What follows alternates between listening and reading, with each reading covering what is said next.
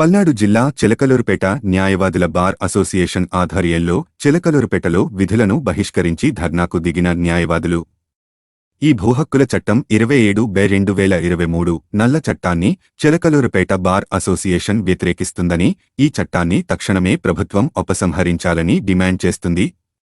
ఈ చట్టాన్ని రద్దు చేసే వరకు చిలకలూరుపేట బార్ అసోసియేషన్ ముందుంటుందని విజ్ఞప్తి చేస్తున్నాం అన్నారు. ఈ కార్యక్రమంలో Chilakaluripet bar association president M Nagababu, రావి వెంకటేశ్వర్లు, డివి నాగరాజు, ఆనందరావు, ప్రతాప్ శ్రీనివాసరావు, బొట్పోతుల వెంకట్, పోలూరు పురుషోత్తం, తోట రామాంజనేయులు, వినయ్ గణేష్ కుమార్, ప్రసాదు అమరేశ్వరరావు, ఆదినారాయణ, పీటర్ పాల్, శ్రీనివాసరావు, ఫత్తిపాటి వీరయ్య, శివకుమార్, రాజ్ కుమార్ తదితరులు పాల్గొని కార్యక్రమాన్ని జయప్రదం చేశారు. మార్పు కోసం మనం సైతం media bus Telugu news channel రద్దు చేయాలి టైటిలింగ్ యాక్ట్ ని రద్దు చేయాలి టైటిలింగ్ యాక్ట్ ని రద్దు చేయాలి టైటిలింగ్ యాక్ట్ రద్దు చేయాలి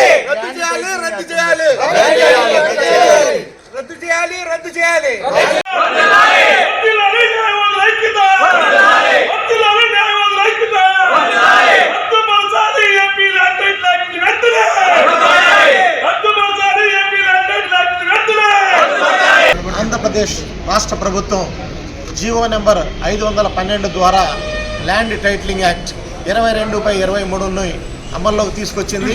ఈ చట్టం ద్వారా భూమి వివాదాలు ఏవైతే ఉన్నాయో వాటన్నిటిని కూడాను విచారించేటువంటి అధికారం రెవెన్యూ వారికి అప్పచెప్పడం జరిగింది.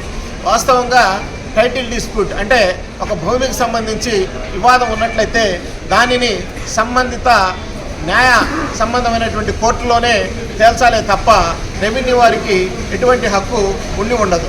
అయితే దానికి భిన్నంగా ప్రభుత్వం మరి ఇటువంటి చట్టాన్ని తీసుకురావడం వలన రైతులు ప్రముఖంగా ఎవరైతే భూములు కలిగి ఉంటారో వారు ఎక్కువగా ఇబ్బంది పడడానికి అవకాశం ఉంది. అట్లానే ఈ చట్టాన్ని రెవెన్యూ వారికి అప్పచెప్పడం వలన రాజకీయ జోక్యం కూడా ఉంది.